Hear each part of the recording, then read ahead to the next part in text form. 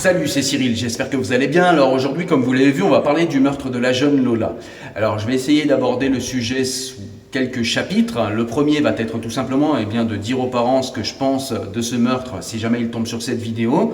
Et puis que vous sachiez ce que je pense, ce qu'a remué en moi ce meurtre. Et puis le second point va être tout simplement de se poser la question du rapport qu'il y a entre les fameuses personnes qui sont sous OQTF, c'est-à-dire sous obligation de quitter le territoire français et qui restent sur le territoire français, qui ne sont absolument jamais inquiétés, qui restent pendant des dizaines d'années sur notre pays d'une manière complètement illégale, et puis sur les choix de nos différents gouvernements depuis au moins 40 ans, de faire de l'immigration massive une politique qu'on ne discute plus et sur laquelle on ne peut plus débattre. Je souhaiterais qu'on parle ensuite du rapport qu'il y a entre justement l'augmentation massive de la criminalité en France et ces fameuses personnes qui sont sur notre territoire d'une manière complètement illégale, parce qu'on l'a vu, le ministère de l'Intérieur le rappelle avec ses chiffres, il y a un rapport de causalité entre les personnes qui sont sur notre territoire d'une manière illégale et notamment les personnes qui viennent du Maghreb et la criminalité en constante augmentation dans ce pays. Je voudrais qu'on parle ensuite tout simplement des indignations variables qu'on a pu voir dans les médias, notamment à gauche, mais pas que, dans les médias, mais également dans la classe politique. Et je vous le cache pas, ça m'a véritablement fait vomir, ça m'a levé le cœur en fait, parce qu'on voit que selon la couleur des agresseurs et selon la couleur des victimes, il y a des gens qui ont des indignations relatives, des indignations à géométrie variable, et on voit véritablement que quand c'est un blanc ou une blanche qui est agressé ou qui meurt, c'est pas si grave. Et donc on devrait se taire, parce que si jamais on ouvre notre bouche, c'est qu'on est un suppôt de l'extrême droite, ou qu'on fait le jeu de l'extrême droite, ou qu'on est nous-mêmes d'extrême droite. Parce que c'est très connu, s'émouvoir du meurtre de ses semblables, c'est être d'extrême droite, évidemment. Et puis voir ce que la réalité nous met sous les yeux, c'est-à-dire des rapports de causalité entre une immigration qui n'est plus du tout sous contrôle et la forte criminalité qu'il y a dans notre pays, c'est pareil, si jamais vous voyez ce que le réel vous montre, vous êtes d'extrême droite, ne l'oubliez pas. Donc voilà, c'est tout ça dont on va parler dans la vidéo, sans plus attendre, on est parti. Alors dans un premier temps, comme je l'ai dit, je voudrais parler de ce que cela m'a fait. Dans un premier temps, je voudrais déjà exprimer le fait que je soutiens les parents et que je leur offre mes plates condoléances. Je ne sais pas comment ils vont pouvoir se relever de ça, je ne sais pas comment on arrive à se relever du meurtre d'un de ses enfants. Pour moi, ça n'est pas possible. Il va véritablement falloir que ces gens soient soudés, soient forts pour qu'ils puissent résister à ce coup de la vie qui est extrêmement brutal et qui en plus, je pense, aurait pu être évité. Et d'ailleurs, c'est ce que j'ai ressenti moi, c'est-à-dire que j'ai ressenti une profonde injustice parce que le meurtre de Lola aurait pu être évité. C'est-à-dire que on nous dit oui, mais si jamais Lola avait été tuée par des Français, vous avez vu du trou, etc. Oui, on ne peut pas en fait éviter tous les meurtres. On ne peut pas. C'est-à-dire qu'il y a des gens qui sont sur notre territoire qui un jour vont devenir fous, ou bien qui sont nés avec un problème et qui un jour vont commettre l'irréparable, guidés par leur passion ou peut-être même esclavagisés par leur passion trop importante, ou parce qu'ils ont des troubles mentaux, ou parce que tout simplement ils ont été mal éduqués, mal élevés, ou qu'ils ont subi un traumatisme, peu importe. Mais il y a des meurtres comme ça, on ne peut absolument rien y faire. Dans le cas de Lola, ça n'est pas le cas. Cette personne ne devait pas être sur le territoire et en réalité, il faut faire la distinction dans notre esprit entre les meurtres contre lesquels on ne peut rien faire ou pas grand-chose et ceux sur lesquels on peut faire quelque chose. Pour mettre un peu de philosophie dans cette vidéo, rappelez-vous ce que je vous disais par la voix de stoïciens comme Sénèque ou comme Épicure, il faut s'intéresser très fort à ce qu'on peut modifier. Et malheureusement, il faut s'habituer et il faut laisser tranquille ce sur quoi on n'a pas d'influence, ce sur quoi en fait on ne peut pas agir.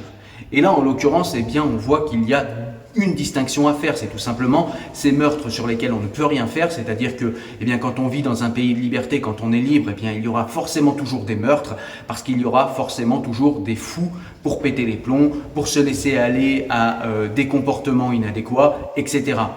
Mais il y a aussi des meurtres qu'on peut éviter. Et le meurtre de Lola fait partie de ces meurtres qu'on pouvait éviter, tout simplement parce que la personne qui a tué, qui a assassiné Lola, eh bien, était une personne qui n'était pas en situation régulière sur le territoire français, qui était sous OQTF et qui aurait dû être expulsée de notre pays. C'est-à-dire que si la loi française avait été appliquée avec beaucoup plus de rigueur, eh bien Lola, aujourd'hui, ne serait pas morte. Et ça, il faut quand même bien se le mettre dans la tête. Et c'est cela, en fait, qui m'a le plus révolté et qui a soulevé en moi, en fait, une émotion d'injustice. Parce que, eh bien, à cause du laxisme de nos différents gouvernements depuis au moins 40 ans et de cette espèce de laxisme qu'il y a d'une manière générale envers la délinquance et la criminalité, mais encore plus envers la délinquance et la criminalité quand elle est le fait, de personnes qui sont d'origine étrangère, parce qu'ils auraient des raisons, parce qu'ils auraient souffert, parce qu'ils seraient déracinés, que sais-je, il y a toujours des bonnes excuses pour se comporter comme des délinquants, comme des barbares, comme des criminels dans ce pays. Eh bien, si on n'était pas dans cet état d'esprit, si on était beaucoup plus rigoureux, beaucoup plus sévère et qu'on appliquait nos propres lois, eh bien Lola et tant d'autres aujourd'hui ne seraient pas mortes, clairement. Donc voilà, situation et émotion d'injustice que j'ai ressentie à la vue de ce meurtre-là dans un premier temps. Ensuite, on a quand même le droit de s'interroger sur cette immigration massive qui a été le choix de nos différents gouvernements depuis au moins 40 ans également. C'est-à-dire qu'on nous dit que l'immigration, c'est une chance. On le voit de plus en plus, l'immigration est une chance. On se rappelle de Samuel Paty égorgé, on se rappelle des attentats de Nice, on se rappelle de tout un tas de choses qui font que, évidemment, l'immigration n'est pas toujours en fait une chance. Et donc, je voudrais parler de ça, je voudrais que les gens comprennent qu'on doit pouvoir en fait se poser la question de l'immigration massive qui est imposée au peuple français. Et je dis bien imposée. Ce que je veux dire par là, c'est qu'on voit véritablement que les partis qui sont contre l'immigration sont en train de faire des scores extrêmement importants. On voit avec les députés RN en France qui sont rentrés à l'Assemblée nationale, on le voit avec Marine Le Pen qui était au deuxième tour de la présidence de l'élection présidentielle en 2022. Donc on voit véritablement qu'il y a un ras-le-bol du peuple français pour cette immigration incontrôlée, cette immigration massive, et évidemment aucun politique ne les écoute, évidemment parce qu'ils n'ont pas à subir en fait leurs choix politiques. C'est-à-dire que ce sont des gens en fait qui font des choix politiques mais qui ne subissent pas leurs propres choix parce qu'ils vivent dans des quartiers qui sont tellement riches qu'en réalité en fait ils ne verront jamais cette immigration arriver en fait dans leur voisinage. Très simplement, l'immigration elle arrive toujours dans les banlieues populaires avec les prolétaires français blancs et elle arrive toujours en fait dans les banlieues populaires. C'est là que ça arrive en premier. Et d'ailleurs quand on nous dit que l'immigration est une chance, on pense toujours on parle toujours du niveau économique. C'est-à-dire que les politiques en fait nous expliquent qu'on serait en fait des êtres économiques interchangeables, comme si l'être humain en fait n'était pas un être de religion, un être de culture, un être de spiritualité, un être de civilisation. Non, nous sommes des agents économiques interchangeables. Vous mettez en France au milieu de la Creuse, comme nous a dit Emmanuel Macron, puisqu'ils vont maintenant envoyer des immigrés partout dans nos campagnes, ils vont nous expliquer que une personne qui a été élevée, éduquée et grandie en Algérie, c'est l'équivalent d'une personne qui a grandi, été éduqué et élevé au milieu de la Creuse. Évidemment, on sait que ça n'est absolument pas la même chose et ces gens-là, en fait, n'ont pas envie de vivre ensemble. Que ce soit celui qui arrive, parce que souvent ils arrivent pour une immigration économique, et celui qui habite dans la Creuse n'a pas du tout envie de vivre à côté de quelqu'un qui a des mœurs qui sont complètement différentes des siennes, qui a une civilisation et une manière de vivre complètement différente de la sienne. Ça crée de plus en plus de tensions, on le voit bien déjà dans les grands centres urbains parce que c'est là où pour l'instant il y a le plus d'immigration. On voit que ça crée un séparatisme, un communautarisme, on voit qu'il y a des tensions de plus en plus fortes, on voit en fait qu'il y a des gens qui ne veulent plus vivre selon les lois de la République et c'est évident parce que ces gens en fait viennent de civilisations différentes et ils n'ont pas envie de vivre comme nous.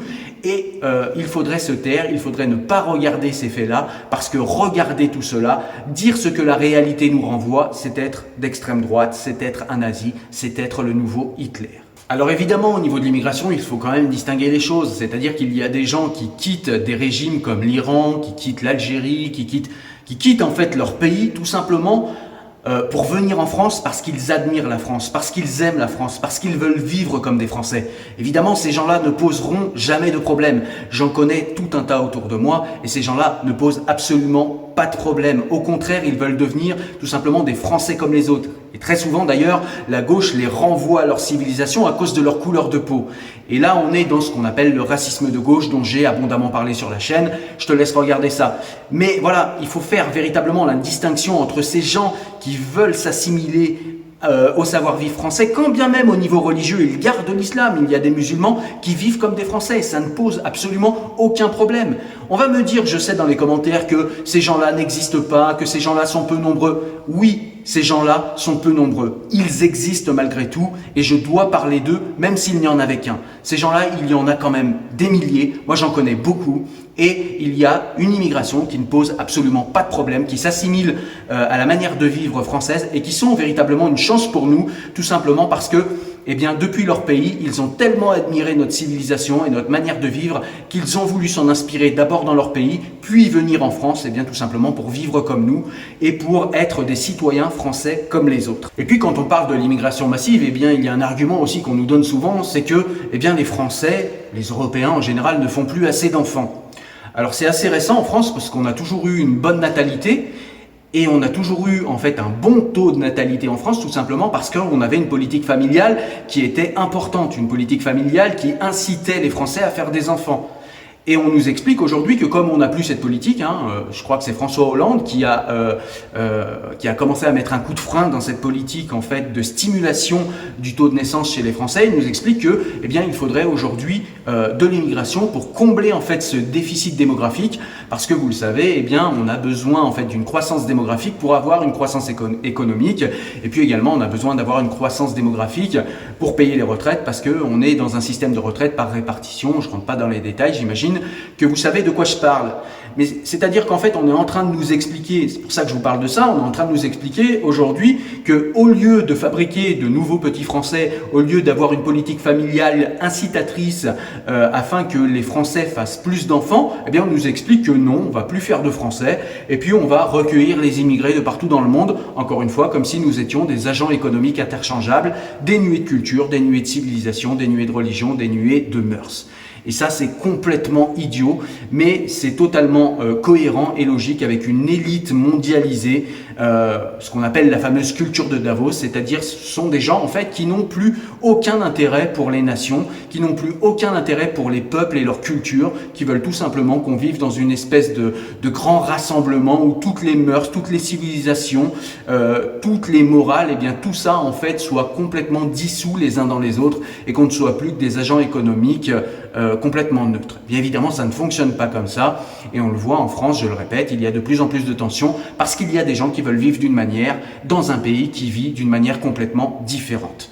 Donc on voit véritablement que l'immigration n'est pas obligatoire, c'est un choix, c'est un véritable choix politique. Si on nous dit qu'il y a un problème au niveau démographique, eh bien stimuler la démographie française au lieu d'aller chercher des immigrés et de nous les amener en France en nous expliquant que c'est ça qui va être le moteur de notre croissance démographique. La natalité française, la politique de la famille peut être un moteur important de croissance démographique en France. On n'a pas besoin de l'immigration. Encore une fois, l'immigration massive est un choix. Alors pourquoi j'ai passé ce long moment en fait à parler d'immigration? Eh bien tout simplement parce qu'on voit qu'il y a un lien entre l'immigration massive et la criminalité, notamment avec des personnes qui sont ou d'origine immigrée, mais surtout des personnes qui sont ici en France avec des OQTF, encore une fois, des obligations de quitter le territoire. On voit que ces gens-là sont surreprésentés en fait dans les crimes et dans les délits dans notre pays, en France. Et donc il y a une montée importante de l'insécurité à cause de cette immigration massive que l'on subit parce que, eh bien, on n'a même plus en fait assez de personnel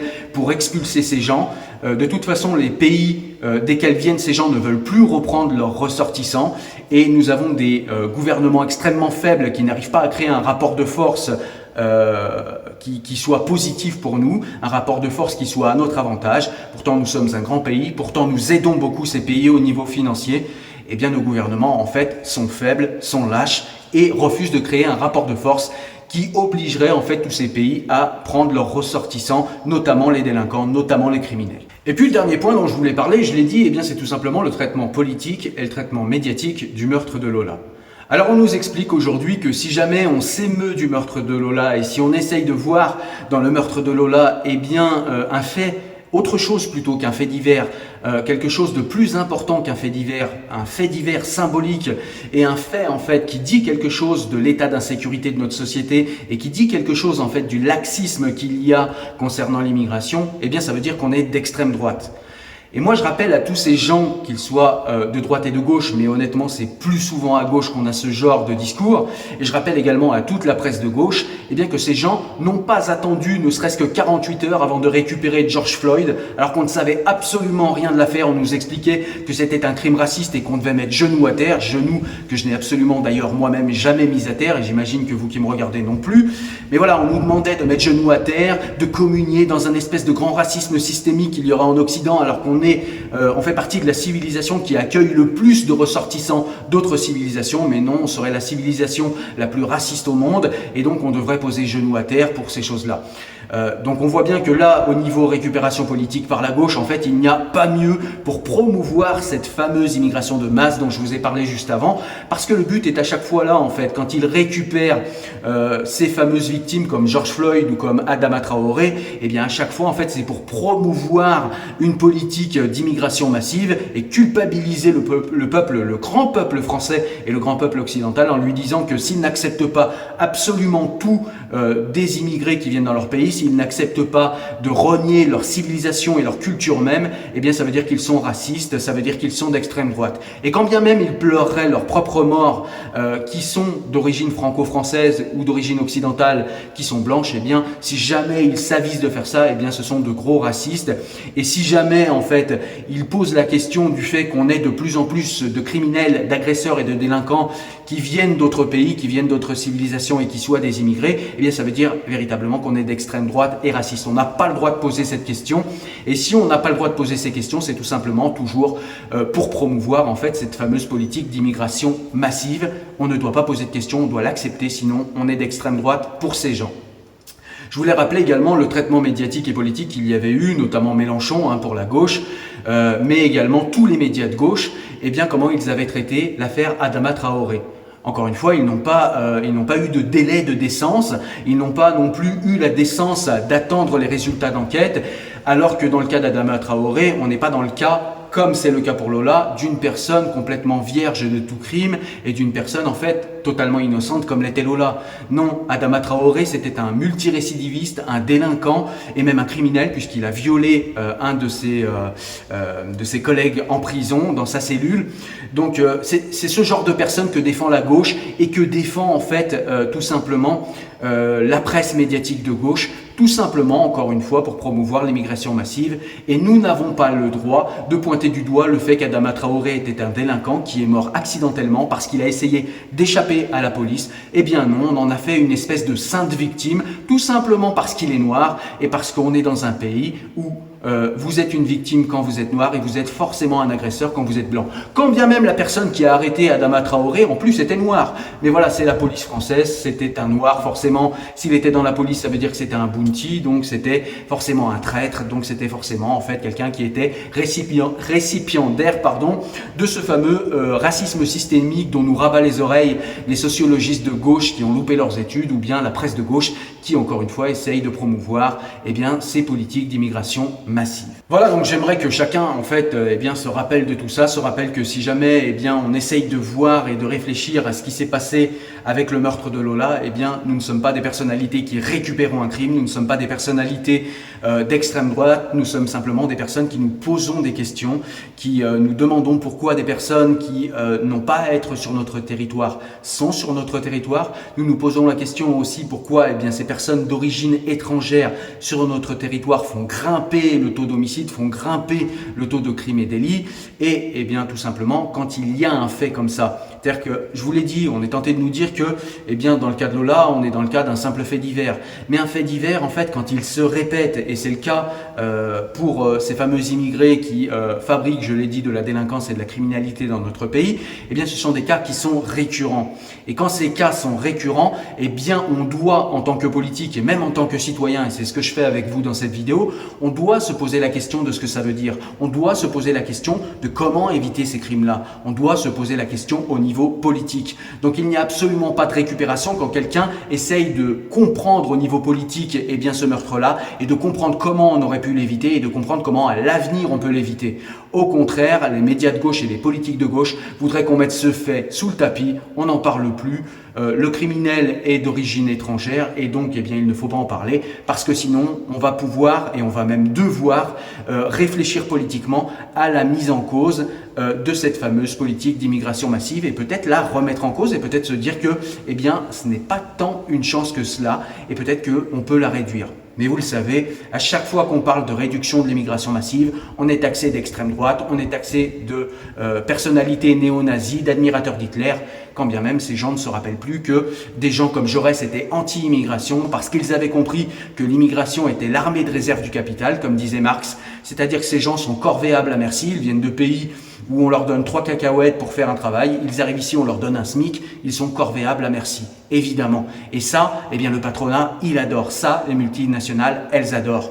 Elles préfèrent un étranger corvéable à merci plutôt qu'un Français éduqué et instruit dans les écoles de la République et qui va pouvoir lui aller chercher les textes de loi et faire respecter ses droits au quotidien et demander des augmentations récurrentes tout au long de sa carrière. Évidemment, c'est pour ça qu'on préfère l'immigration comme agent économique plutôt que de bons petits Français. Voilà en conclusion ce qu'on peut dire, eh bien, c'est que moi je ne suis absolument pas contre toute immigration.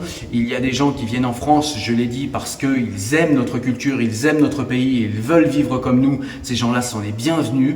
Par contre, ceux qui ne veulent pas vivre comme un Français et qui veulent imposer leur culture, leur civilisation dans notre pays, ces gens-là ne sont pas les bienvenus.